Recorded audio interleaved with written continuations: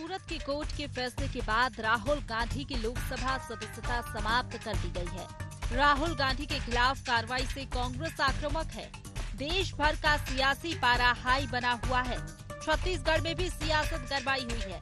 यहाँ पर कांग्रेस ने 31 मार्च से राज्य स्तरीय जय भारत सत्याग्रह आंदोलन का ऐलान किया है। इस दौरान सूबे के सभी 33 जिलों में मंत्री और वरिष्ठ कांग्रेसी नेता पत्रकार वार्ता करेंगे। ब्लॉक से लेकर जिला स्तर तक धरना, प्रदर्शन, सत्याग्रह सहित मशाल रैली निकाली जाएगी। यही नहीं, 1 अप्रैल से ब्लॉक स्तर पर नुक्कड़ सभा की जाएगी। सोशल मीडिया पर कैंपेन चलाया जाएगा। हर संभाग में कार्यकर्ता सम्मेलन के साथ प्रदेश स्तर पर 1 दिवसीय उपवास किया जाएगा। अपने नेता के समर्थन में होने वाले इस आंदोलन की निगरानी के लिए 9 सदस्यीय समिति का गठन भी किया गया है, जिसका प्रभारी वरिष्ठ विधायक सत्यनारायण शर्मा को बनाया गया है। मोदी सरकार के जन विरोधी चरित्र, देश विरोधी कृत्य, तानाशाही रवैये के खिलाफ राहुल गांधी से जिस प्रकार से विद्वेषपूर्ण कार्रवाई की जा रही है, कांग्रेस पार्टी पूरे देश में जन आंदोलन चला रही है। हमने अभी तक धरना प्रदर्शन आयोजित किए, हमने सत्याग्रह आयोजित किया। अप्रैल माह में कांग्रेस पार्टी विभिन्न प्रकार के कार्यक्रम आयोजित करेगी, जिसमें ब्लॉक स्तरों पर, जिला स्तरों पर प्रेस कॉन्फ्रेंस आयोजित की जाएगी, जन आंदोलन चलाए जाएंगे, जनसभाएं आयोजित की जाएगी, जिले स्तर पर जनसभाएं आयोजित की जाएगी, राज्य स्तर पर जनसभाएं आयोजित की जाएगी।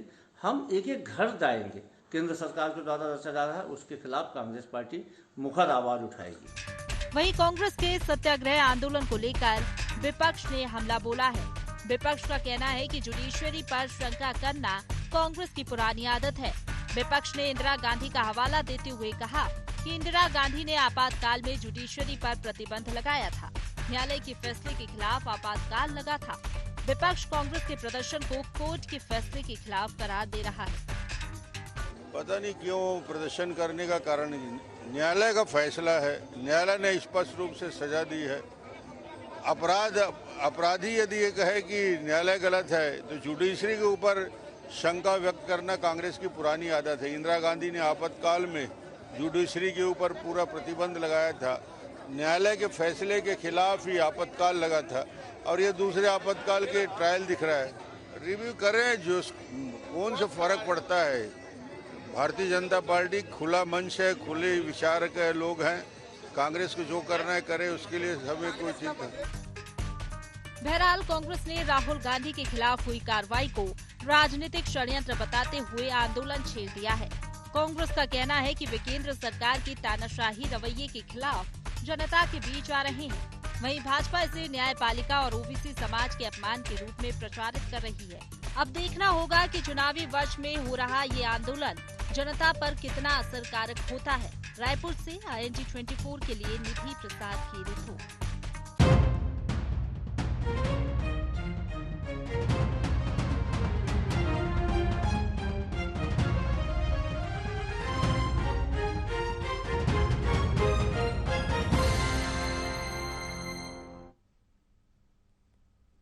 नमस्कार, जय जोहार, गोहार छत्तीसगढ़ में आप सभी का स्वागत है। मैं हूं आपके साथ दिव्यांशु जोशी। ING 24 के सभी दर्शकों को रामनवमी की हार्दिक शुभकामनाएं। तो राहुल गांधी की लोकसभा सदस्यता खत्म होने के बाद देश भर में सियासी भूचाल मचा हुआ है। कांग्रेस आक्रामक है। छत्तीसगढ़ में कांग्रेस ने राज्य स्तरीय जय भारत सत्याग्रह आंदोलन का ऐलान कर दिया है और इसके तहत पार्टी सड़क से लेकर के सोशल मीडिया तक कैंपेन चलाएगी। तो वहीं बीजेपी कांग्रेस के इस तेवर को कोर्ट के फैसले के खिलाफ बता रही है। आज इसी विषय को लेकर के हम चर्चा करेंगे, लेकिन चर्चा करने से पहले जान लेते हैं क्या हैं आज के गुहार पॉइंट्स। सदस्यता समाप्ति पर बवाल क्यों? क्या सत्याग्रह से मिलेगी सदस्यता? क्या राहुल बहाना मिशन 23 है निशाना? विपक्ष सत्याग्रह को क्यों बता रहा कोर्ट के फैसले के खिलाफ? तो कांग्रेस ने पूरी तैयारी कर ली है। राहुल गांधी की सदस्यता जाने के बाद जिस तरीके से कांग्रेस ने तैयारी की है, रैली भी होनी है, धरने भी होने हैं, प्रदर्शन भी होने हैं, पुतला दहन भी होगा, परिचर्चा भी होगी, बहुत सारी चीजें देखने को मिलने वाली हैं।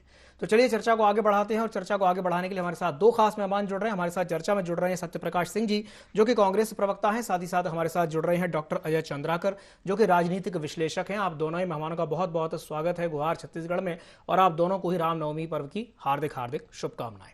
चलिए मैं शुरुआत करता हूं सत्यप्रकाश जी से। सत्यप्रकाश जी, बीजेपी कह रही है कि भाई आप जो प्रदर्शन करने वाले हैं वो जुडिशरी के खिलाफ है, कोर्ट के खिलाफ है, क्या कहेंगे इस पर?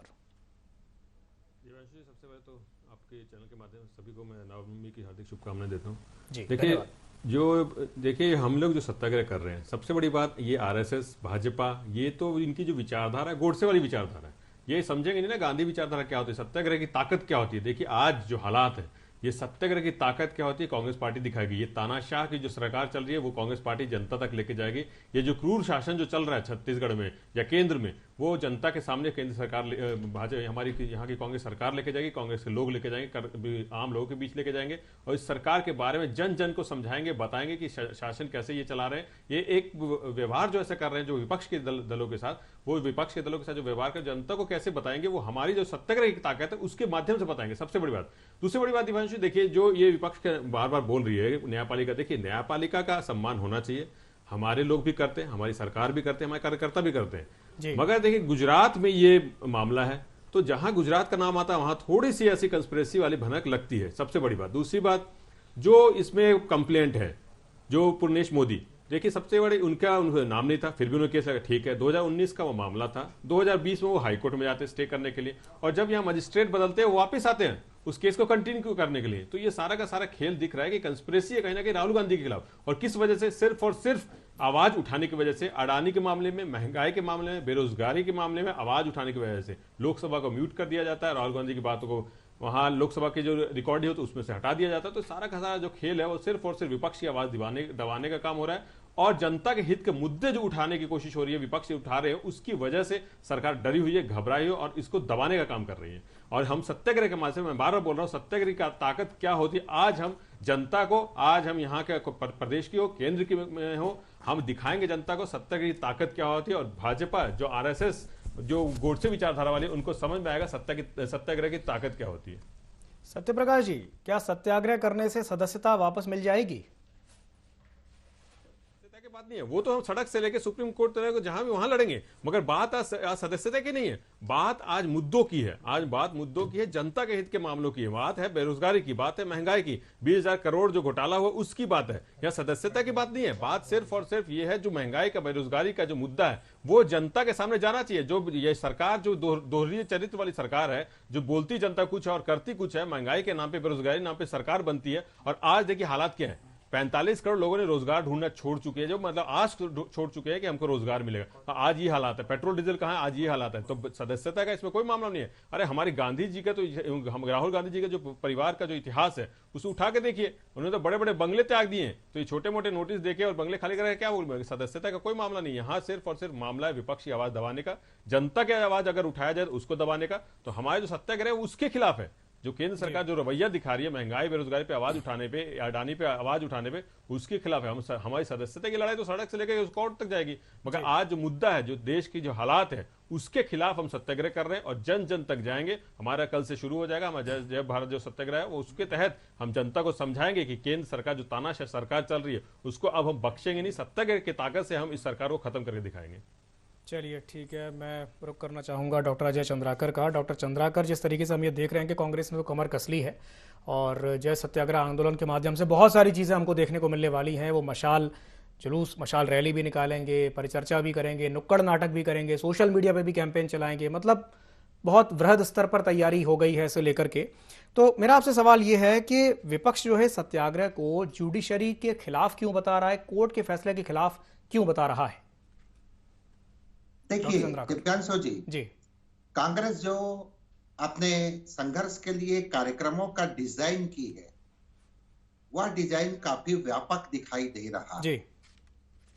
दूसरी बात है, इसका एक पक्ष है लीगल पक्ष और दूसरा पक्ष है राजनीतिक पक्ष। इस विषय के ऊपर तीसरा पक्ष आता है, मकान का जो विषय आया है बंगला खाली कराने का, और चौथा पक्ष आता है इसमें ओबीसी का मुद्दा जी। इन्हीं 4 पॉइंटों के अंतर्गत यह जो मुद्दा है जिसके ऊपर पक्ष और सत्ताधारी और विपक्षी अपना अपना मत रख रहे हैं जी। जुडिशरी की बात है तो उसको अभी 30 दिन का समय मिला। आपके साथ पूर्व काल में और कार्यक्रम में इसके ऊपर विधि का जो शासन है उसके ऊपर काफी डीप में एक बार चर्चा हुई थी दिव्यांशु जी। उसको पुनः रिपीट करना शायद उचित नहीं होगा। अब मूल बात ये आती है कि कांग्रेस जो डिजाइन की है, आज सबसे बड़ी बात यह है कि आज शाम को गृह मंत्री अमित शाह जी का जो ट्वीट आया है, वह ट्वीट बहुत ही मायने रखता है। और उस ट्वीट को अगर हम देखें तो यहां पर अब लग रहा है सत्ताधारी पार्टी को भी, चाहे उस समय जो कई बार होता है कि जो निर्णय लिया जाता है उसमें एक प्रकार से उस ट्वीट में लिबरल थॉट थीम भी दिखाई दे रहा है। एनीवे, मूल बात यह है कि लीगल विषय अलग है, उसके लिए अन्य कोर्ट के जो पिरामिड है वो सब राहुल गांधी जी के पास या कांग्रेस के लीगल टीम के पास में है। लेकिन दूसरा महत्वपूर्ण विषय है पॉलिटिकल, और पॉलिटिकल विषय के दृष्टिकोण से ये समझ में आता है कि ये सब क्यों हुआ। कई उदाहरण है, लक्षद्वीप के सांसद का किस तरह से बहाली हुआ, या घर के ऊपर जिस तरह की बात हुई है। घर के ऊपर तो मैं आपसे शेयर करना चाहूंगा कि हम लोग तो देखे हैं कि मतलब जैसे वसुंधरा राजे सिंधिया जी 2017 में एक कानून लेकर के आई थे, मिनिस्ट्री सैलरी बिल जी। अब उसका अशोक गहलोत जी और सचिन पायलट जी विरोध किए थे, लेकिन जब कांग्रेस सत्ता में आई तो एक उदयीमान पत्रकार वो हाई कोर्ट में चले गए और उस बिल में यह था कि आजीवन बंगला, 10 का स्टाफ, गाड़ी, ड्राइवर, ये सब मिले। अब वो पत्रकार महोदय हाई कोर्ट में गए तो हाई कोर्ट का आदेश आया कि इसे सब छीन लिया जाए। अब कांग्रेस वहां सत्ता में आ गई तो बीजेपी के पूर्व मुख्यमंत्री को बचाने के लिए कांग्रेस का सिटिंग सीएम स्वयं सुप्रीम कोर्ट गए, और सुप्रीम कोर्ट बोले हाई कोर्ट का तो निर्णय उचित है।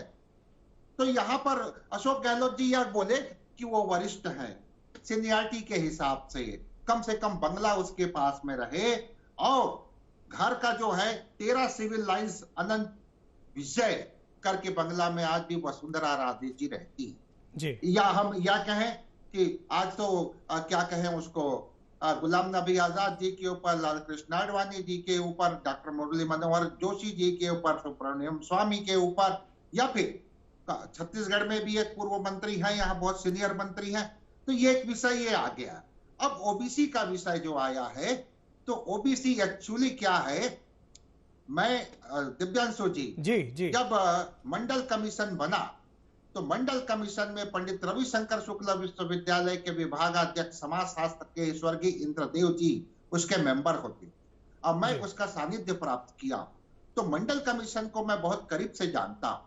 और आज इसमें जिस तरह से ओबीसी की बात की जा रही है, एक्चुअली काम के हिसाब से, जैसे महाराष्ट्र में पाटिल एक प्रकार से सरनेम है, पदवी जी। ये देशमुख लोग जो है दो देशमुखी कर वसूल किया करते थे, या गुजरात में जो परचून का दुकान चलाते हैं उन्हें मोदी कहा जाता है जी।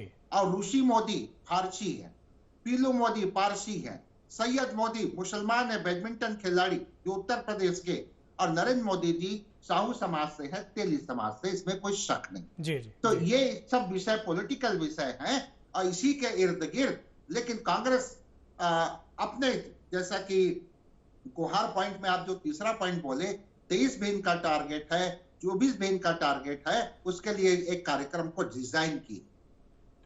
चलिए ठीक है, मैं प्रतिक्रिया ले लेता हूं। हमारे साथ चर्चा में राजकुमार राठी जी भी जुड़ गए हैं, जो बीजेपी प्रवक्ता हैं। राजकुमार जी, बहुत बहुत स्वागत है आपका ND24 में। राजकुमार जी, मेरा आपसे सवाल यही रहेगा कि जिस तरीके से आप ये कह रहे हैं कि भाई ये जो सत्याग्रह कांग्रेस करने जा रही है ये जुडिशरी के खिलाफ है या कोर्ट के खिलाफ है, आपको ऐसा क्यों लगता है कि जुडिशरी के खिलाफ है? भाई सत्याग्रह करना तो उनका अधिकार है और उनका तरीका भी वही रहा है। कांग्रेस का अगर हम इतिहास देखें, शुरू से उनका तरीका वही रहा है, वो गांधीवादी तरीके से सत्याग्रह करते हैं और वही करने वाले हैं। तो आपको ऐसा क्यों लगता है कि ये कोर्ट के खिलाफ है, जुडिशरी के खिलाफ है? दिव्यांशु जी, मैं साथी प्रवक्ता से पूछना चाहूंगा, ये 2 साल की जो राहुल गांधी जी को सजा हुई है, ये निर्णय भारतीय जनता पार्टी ने सुनाया क्या? ये निर्णय तो कोर्ट का है ना। और इसी निर्णय को बदलने के लिए मनमोहन सिंह जी की सरकार ने कानून लाया था कि 2 साल की सजा अगर सुनाते हैं तो उसको अयोग्य ना किया जाए, इसलिए 5 साल का जो है नियम लाया जाए। उसको फाड़ने का काम राहुल गांधी जी ने किया था। आप तो भारतीय जनता पार्टी को दोषी ठहरा रहे हैं। भारतीय जनता पार्टी की कहाँ इसमें आरोप बनता है? भारतीय जनता पार्टी कहाँ उसमें बीच में है? ये तो कोर्ट का विषय है। आप मोदी को लेकर, ललित मोदी, नीरव मोदी को लेकर पूरे मोदी समाज को गाली दे रहे हैं। और दिव्यांशु जी, आपको बता रहूंगा, छत्तीसगढ़ में जो साहू समाज है वो गुजरात में मोदी लिखता है, यहाँ पे कांग्रेस की सरकार है छत्तीसगढ़ में। आप पूरे समाज को जो है चोर बता रहे हैं, ये क्या उचित है? और आप सत्याग्रह की बात करते हैं। अभी जो तोड़फोड़ की घटना हमारे भारतीय जनता पार्टी के कार्यालय में आके पत्थर फेंके हैं, मुझसे तो कश्मीर की घटना याद आती है दिव्यांशु जी। जिस प्रकार से कश्मीर में पत्थरबाज लोग पत्थर भेजते थे, वो ट्रेनिंग कांग्रेस के लोगों की कहाँ हुई है? आप भारतीय जनता पार्टी के कार्यालय आ रहे हैं, वहां प्रदेश अध्यक्ष के जो फ्लैग्स पे आप कालिक पोतने का काम कर रहे हैं। भारतीय जनता पार्टी के कार्यालय में आकर कार्यकर्ताओं पर आप पत्थर फेंक रहे हैं। ये सत्याग्रह है क्या? ये गांधी जी के मानने वाले लोग हैं क्या? ये महात्मा गांधी का आइकॉन है क्या? मेरे को ये लगता है दिव्यांशु जी, कहीं ना कहीं कांग्रेस इस विषय को भुनाने के चक्कर में, लेकिन इससे कोई फायदा मिलना नहीं है, क्योंकि राहुल गांधी जी खुद अपने चक्रव्यूह में फंस गए हैं। मनमोहन सिंह सरकार ने जो 5 साल का कानून लाने का जो अध्यादेश पारित किया था, उसकी प्रति को फाड़ने का काम किसने किया था? साथी प्रवक्ता से पूछना चाहूंगा। और मनमोहन सिंह सरकार को क्यों उस अध्यादेश को वापस लेना पड़ा था? तो कहीं ना कहीं मुझे लगता है कांग्रेस अपने मकड़ जाल में फंस गई है। और ज्यादा समय नहीं है लोकसभा चुनाव को, 1 साल के बाद लोकसभा का चुनाव होगा और प्रधानमंत्री नरेंद्र मोदी जी के नेतृत्व में तीसरी बार भारतीय जनता पार्टी की सरकार बनेगी, क्योंकि जनता को नौटंकी पसंद नहीं है दिव्यांशु जी, जनता काम देखती है। आज किसी ने कल्पना नहीं की होगी कि विश्व पटल पे भारत इतने मजबूत देश के रूप में उभरेगा और विश्व गुरु बनने की ओर अग्रसर होगा। मैं समझता हूं मनमोहन सिंह की सरकार में जो लोग कश्मीर मांग रहे थे, आज भीख मांग रहे हैं। आज पाकिस्तान में देखिए क्या स्थिति है। नरेंद्र मोदी जी 80 करोड़ लोगों को। राठी जी, दिक्कत यही है, अभी आपने जो जिक्र किया ना, पाकिस्तान का घूम फिर के जिक्र आ गया। यही बात कांग्रेस के लोग बोलते हैं कि जब बीजेपी वाले बोलने पे आते हैं तो बिना पाकिस्तान का जिक्र किए उनकी बात पूरी हो ही नहीं पाती है। हमारे साथ प्रॉब्लम यही है कि हम ये सोच के खुश हो जाते हैं कि पड़ोसी मुल्क में कितनी महंगाई है, वहां कितनी बेरोजगारी है, लेकिन आप ये भी तो देखिए, आपने अभी कहा कि भारत विश्वगुरु बन रहा है, ठीक है, बहुत अच्छी बात है, बनना भी चाहिए, लेकिन ये कैसा विश्वगुरु भारत बनने जा रहा है जहां बेरोजगारी अपने सबसे उच्चतम स्तर पर है? पिछले 40-45 साल का अगर आप रिकॉर्ड देखें तो बेरोजगारी सबसे उच्चतम स्तर पर है। एक फॉर्म निकलता है, एक वैकेंसी आती है, चतुर्थ श्रेणी कर्मचारी की वैकेंसी आती है, पीएचडी होल्डर फॉर्म भरते हैं, एमबीए होल्डर फॉर्म भरते हैं। ये कैसा विश्वगुरु भारत बन रहा है, आप मुझे बता दीजिए राठी जी। दिव्यांशु जी, भारतीय जनता पार्टी की केंद्र में सरकार बने ज्यादा समय नहीं हुआ है, 8-8.5 साल का कार्यकाल पूरा हुआ है। 56 साल तो कांग्रेस ने सरकार ने जो है शासन किया है देश में, और बेरोजगारी इनके समय में बढ़ी है। इतने बड़े गड्ढे को आप 8 साल में तो नहीं पढ़ सकते। नरेंद्र मोदी जी ये जानते हैं कि देश के हर नागरिक को, हर नौजवान को, हर पढ़े लिखे युवक को नौकरी नहीं दी जा सकती, इसलिए स्टार्टअप योजना, इसीलिए आप देखेंगे कि बैंक से जो ऋण मिल रहा है, मुद्रा योजना, कि आपको बिना गारंटी के जो है लोन उपलब्ध कराने का काम केंद्र सरकार, नरेंद्र मोदी की सरकार कर रही है। किसी की गारंटी की आवश्यकता नहीं है, कोई आपको घर का, मकान का पेपर को गिरवी नहीं करना है। आपको जो है स्टार्टअप योजना के माध्यम से अपने व्यवसाय को सेलेक्ट करना है और आपको मालिक बनना है, और 8-10 लोगों को आप रोजगार देंगे। ऐसा जो है सोच हमारे देश के प्रधानमंत्री जी की है, क्योंकि भारत में ये दिव्यांशु जी संभव नहीं है कि इतनी बड़ी संख्या में नौजवानों को, जो कांग्रेस ने गड्ढा जो करने का काम 56 साल में किया है, उसकी भरपाई 8 साल में नहीं हो सकती। ठीक है राठी जी, मैं आपकी बात पर प्रतिक्रिया ले लेता हूं सत्यप्रकाश जी से। सत्यप्रकाश जी, अभी राजकुमार जी स्टार्टअप इंडिया का जिक्र कर रहे थे, अब स्टार्टअप इंडिया की हकीकत क्या, थोड़ा सा बताइए उनको।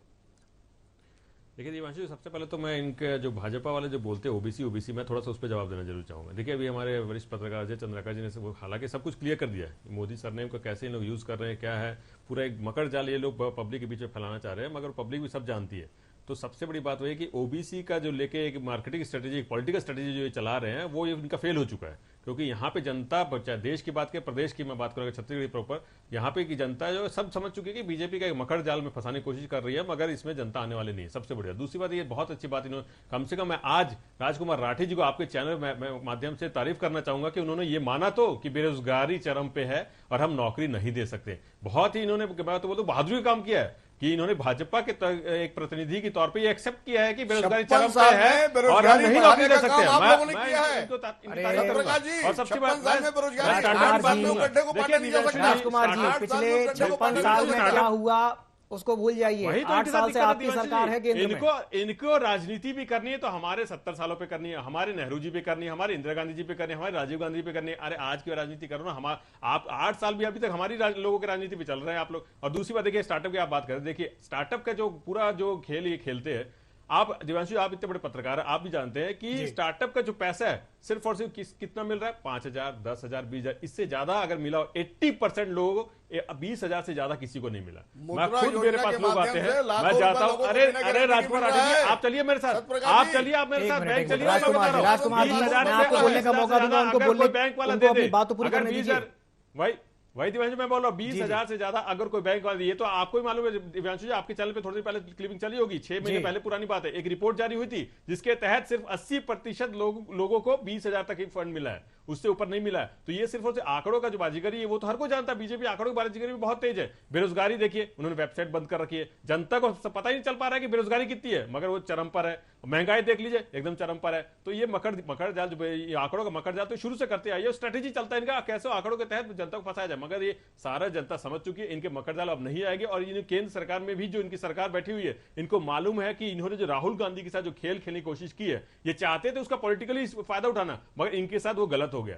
ये चाहते थे उसका बहुत बड़ा जो फायदा है वो आने वाले चुनाव में ले लें, आने वाले विधानसभा चुनाव में ले लें, मगर इनको अब समझ में आ रहा है कि गलती हो गई, ये बैकफुट पे आ चुके हैं ये, क्योंकि जनता जो है, देखिए देश की जनता, प्रदेश की जनता वो बहुत तेज है, बहुत समझदार, उनको समझाने की कोई जरूरत नहीं है, वो सब जान रहे हैं। देखिए मैं कितने सारे लोग से मिल रहा हूं जब से राहुल गांधी जी का मामला है, दिव्यांशु मैं आपके चैनल के माध्यम से बताना चाहूंगा, ऐसे ऐसे लोग जो अनऑफिशियल तौर पे बीजेपी के कार्यकर्ता हैं, उन्होंने मेरे को अनऑफिशियल तौर पे बोला है कि ये गलत हुआ है, राहुल गांधी जी के साथ गलत हुआ है। तो ये तो इनके लोग खुद बोल रहे हैं, तो ये सबके सामने है कि ये खुद उसमें फंस चुके हैं और बैकफुट पे हैं। इनको मालूम है सरकार अब जाने वाली है, छत्तीसगढ़ में तो बिल्कुल नहीं आने वाले, और लोकसभा में भी आप आने वाले चुनाव में वहां पे भी इनकी सरकार जाएगी। ये मैं आपके चैनल के माध्यम से बता रहा हूँ। ठीक है, मैं रिएक्शन ले लेता हूँ। राठी जी क्या कहेंगे इस पर? दिव्यांशु जी, मेरे साथी प्रवक्ता कह रहे हैं कि भारतीय जनता पार्टी के लोग कह रहे हैं कि गलत हुआ है। अरे तो कोर्ट का निर्णय है, राठी जी ये तो कोर्ट का निर्णय है। तो वो भारतीय जनता पार्टी का मजिस्ट्रेट है क्या? हाईकोर्ट में दिया है, जो मजिस्ट्रेट डिसीजन दिया हो, क्या भारतीय जनता पार्टी का कार्यकर्ता है? जी मैं आऊंगा, भारतीय जनता पार्टी का कार्यकर्ता है? ये तो मजिस्ट्रेट ने डिसीजन दिया है, और उन्होंने अगर वो माफी मांग लेते दिव्यांशु जी तो ये बात वहीं खत्म हो जाती। उन्होंने माफी मांगने से इनकार दिया और कोर्ट ने अपना फैसला दिया। और वो राहुल गांधी जी जो 5 साल जो सजा को करने का अध्यादेश मनमोहन सिंह की सरकार ने लाया था, उसको फाड़ने का काम भी राहुल गांधी जी ने किया। ये खुद अपने पकड़ जाले फंस गए हैं। अब पूरा देश जानता है कि नरेंद्र मोदी के मुकाबले में कांग्रेस में आज कोई लीडरशिप नहीं है जो देश को चला सके। आज देश जितनी प्रोग्रेस कर रहा है, मैं समझता हूं नरेंद्र मोदी के कार्यकाल में 264 योजनाएं चल रही है। और एक भ्रष्टाचार का उदाहरण मेरे साथी प्रवक्ता बता दें कि भारतीय जनता पार्टी की 8 साल की केंद्र सरकार पर एक दाग लगा हो, 1 रुपए का किसी ने भ्रष्टाचार किया हो, काजल की कोठरी में कोई रहकर कोई व्यक्ति पाक साफ है, मैं समझता हूं इससे बड़ा भाग्य जो है, सौभाग्य देश की जनता का नहीं हो सकता कि एक व्यक्ति 8.5 साल से शासन कर रहा है और 1 रुपए का दाग ना तो नरेंद्र मोदी जी पर और ना उनके मंत्रिमंडल के किसी सदस्य पे लगा है। कांग्रेस के समय में दिव्यांशु जी 2G घोटाला, 3G घोटाला, घोटाला नहीं था, कोला घोटाला, छत्तीसगढ़ में कोला हुआ है। गलत बयान मत दीजिए, छत्तीसगढ़ में कोला घोटाला हुआ है। ठीक है, लगातार ईडी की रेड हो रही है छत्तीसगढ़ में। ठीक है, चलिए ठीक है। सत्यप्रकाश जी जल्दी से अपनी बात पूरी कीजिए। देखिए मैं अभी आपको पहले ही बोल रहा था, जो कोर्ट का मैटर कैसे हुआ है, हाई कोर्ट में जाते हैं, फिर मजिस्ट्रेट बदलता है, फिर वापस कंटिन्यू करते हैं, तो ये मकड़जाल पूरा है। और दूसरी बात ये जो ईडी आईटी की बात ये करते हैं तो मेरे को बहुत हास्यास्पद लगता है। देखिए हर कोई जानता है ईडी आईटी आज के जमाने में क्या चल रहा है। जब से 8 साल हुए हैं मोदी सरकार के, ईडी और आईटी सिर्फ और विपक्षी दलों के ऊपर आक्रमण करते हैं, अपने लोगों को क्यों नहीं पकड़ रहे? अरे ठीक है, आप इतने पाक साफ है तो अडानी के मामले में हमारे 20,000 करोड़ का जो हम आरोप लगा रहे, चलिए मैं बोल रहा हूं आरोप लगा रहे, तो जेपीसी कर दीजिए ना, सबका दूध का दूध पानी का पानी। इतना डर क्यों रहे हैं भाई? जनता भी जानना चाहती है ना मेरे 20,000 करोड़ कहां गए। और दिव्यांशु जी एक बात बोलना चाहूंगा, ये ओबीसी खेलना चाहते हैं। अडानी का जो पैसा डूब रहा है अडानी के मामले में 20,000 करोड़, उसमें क्या ओबीसी का पैसा नहीं था, उसमें क्या SC ST का पैसा नहीं था, उसमें क्या दलितों का पैसा नहीं था? उनका भी पैसा था। सबसे ज्यादा पैसा बल्कि गरीब जनता का लगता है, क्योंकि हर गरीब जनता चाहता है अदर सोर्स ऑफ इनकम। और अदर सोर्स ऑफ इनकम क्या होता है? स्टॉक मार्केट, सबसे ज्यादा पैसा ओबीसी SC और दलित लोगों का रहता है। तब इनको याद नहीं आता है जब 20,000 करोड़ डूब रहा है, SBI डूब रही है, LIC को डूबा रहा है, तब याद नहीं आ रहा ओबीसी, तब नहीं आ रहा SC ST, मगर इनको सिर्फ और सिर्फ पॉलिटिकल स्टंट करना है। चलिए ठीक है, सत्य प्रकाश जी, राजकुमार जी, डॉक्टर अजय चंद्राकर जी, बहुत बहुत धन्यवाद आप तीनों का हमारे साथ इस चर्चा में शामिल होने के लिए। समय की बाध्यता के चलते मैं इस चर्चा को यहीं समाप्त करना चाहूंगा। तो ये जिस तरीके से हम ये देख रहे हैं कि कांग्रेस ने जो सत्याग्रह आंदोलन का ऐलान कर दिया है, आने वाले समय में बहुत कुछ देखने को मिलने वाला है। अब देखने वाली बात यह होगी कि इस आंदोलन का असर आने वाले विधानसभा चुनाव पर कितना पड़ेगा। गुहार छत्तीसगढ़ में फिलहाल के लिए इतना ही, मुझे दीजिए इजाजत और आप बने रहिए ND24 के साथ। नमस्कार।